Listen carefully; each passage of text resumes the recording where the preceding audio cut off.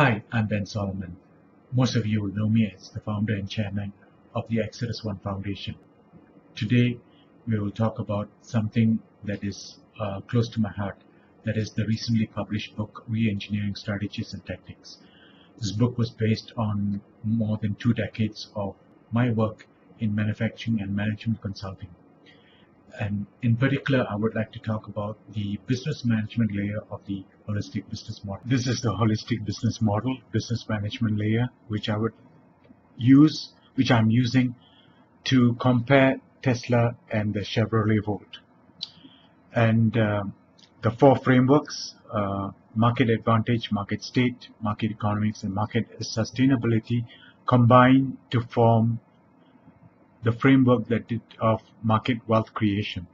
And there are only 4 ways to create wealth: inputs, intangibles, barriers, and expertise. Now, there is a lot of contradictory information about the Chevy Volt. It is not clear. If you look at the full discussion forum on the Chevy Volt, which says that GM is going to invest about 1.4 billion, if that's the correct number. There's a lot of contradictory information. People say, yes, it can get certain mileage, it's better, and it's not better, it's worse, it's clumsy, all those sort of things. And some people like it, some people hate it. So where do we start? That information tells us something very important.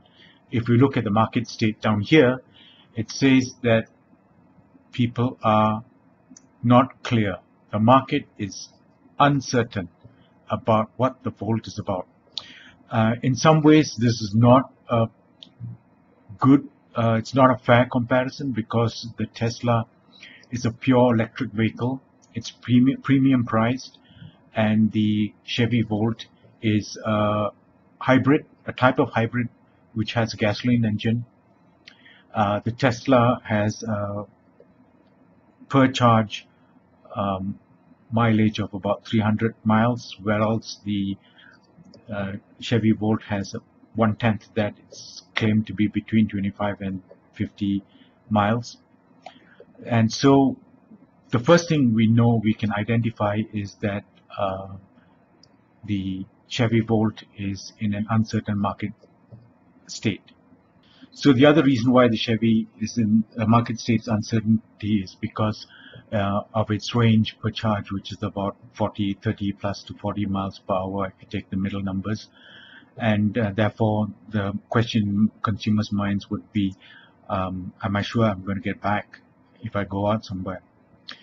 Let's look at a Tesla. Tesla, it could be, its market state could be clarity, because the product structure is very narrow. There are very few products. The Leaf is one of them, and I believe there's one other car, maybe the BMW electric, BMW's Mini Cooper electric are possible candidates. But then if it's clarity, and its market share would be fragmented, but since Tesla dominates this market share as a pure electric vehicle, it dominates this market share. Its market share is up here. It's consolidation. It's consolidating the market. People know what they want, and therefore it's in a different location. Its market state is different from the Volt. So given these two, so we can see that we don't have to start with this first framework. We can start with a framework where we know the information very well. And from there, we can move to other frameworks. So let's go back to this first framework, and we see it's competitively priced. And since this these are locked in these rows because the market product share are the same axis. We know that the Tesla is in the innovation or niche quadrant. And therefore, looking at the Volt, the Chevy Volt, since it's down here, it is either in this quadrant or this quadrant. But it's not premiumly priced. It's competitively priced. It's between 26,000, from what I remember, between 26,000 and 40,000, which is far less than the price of the Volt, and therefore it is competitively priced, and so it's based on scope economics. How is it possible that the Volt, a new car, is based on scope economics?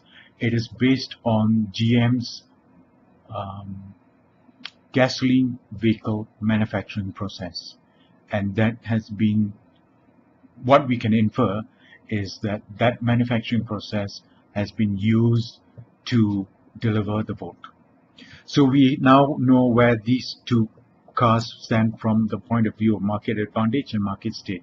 Now if you move across to market economics, we see that if we look at the Chevy Volt, again it's a question of whether you consider its market growth is high or low. And if the news that the Chevy Volt is that GM is going to invest 1.4 billion in the Chevy Volt, either says that it is in an endurance game where they are expecting to increase the market at some point because its market share is fragmented, because it's down here, or they are having substantial growth and therefore on this side of the quadrant, which is variability, it's a variable cost game. That means that the bulk of the expenses of the car are not coming from the overheads, but from the cost of the car the car components itself. For example, the battery. Tesla also has that problem, the battery problem. The model, however, helps us make this decision. For example, the Volt has to be in the endurance game because its market state is uncertainty here. So if your market state is in uncertainty, you cannot be having high growth because consumers are not sure what they are purchasing. So the growth has to be low at best. The other piece that confirms this portion is that its market share is fragmented because it's in the same market share as the Prius and the other gasoline electric vehicles, hybrid vehicles. It's not in the same market as the Tesla's pure electric vehicle. We know that Tesla has having high market growth, so it's somewhere in one of these two quadrants. And since looking across over this side, it's in the consolidation. Market share has few players, and it's in consolidation, so it has to be in one of these two groups. So Tesla has to be either here or here. And since this portion is where value benefit is similar to the value add, which is Chevrolet Volt's nature, we know that it's not the same. Tesla's value benefit, which people perceive from buying a $70,000 car, is much greater than the value add that Tesla has put in. So we know it's in the equities game. It's about generating retained earnings. So we can now ask three questions about GM's 1.4 billion spent on the Volt. First is it spending the money because it needs to get the Volt out of this endurance game? Second, is it spending the money because it knows that the future is in electric cars and it needs to be in that business, in that market? And thirdly, maybe GM spending the money because its true growth, the Volt's true growth is high. But we know that third question cannot be valid because it's in the uncertainty. So let's move to market sustainability. We know that the Volt is in the endurance game and it's also in uncertainty. So that tells us that it has to be in viability, trains profits, not in status quo. By the way, this is the Boston Consulting Group's dog, and this is the Boston Consulting Group's cash cow. So we know that the viability drains profits is where Chevrolet Volt is in this quadrant. Now, if you look at the Tesla is in the equities game, and it's either from a sustainability point of view, it's either in growth drains profits or self-sustained growth. But we know that Tesla has received money to develop the electric car from the government, has received grants, if I'm correct. And so, if I'm correct, we know that it's in this quadrant because growth drains profits. Because if it was in this quadrant, it would not need to gain grants. But you never know. So let's place it in this quadrant. So it is on the low side of profitability, which is expected for a high growth company.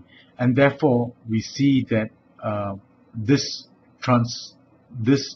axis translates to here as on the market wealth creation framework, and this premium price structure translates to this axis on the market wealth creation framework, and so forth. So this translates to the Chevrolet low and low,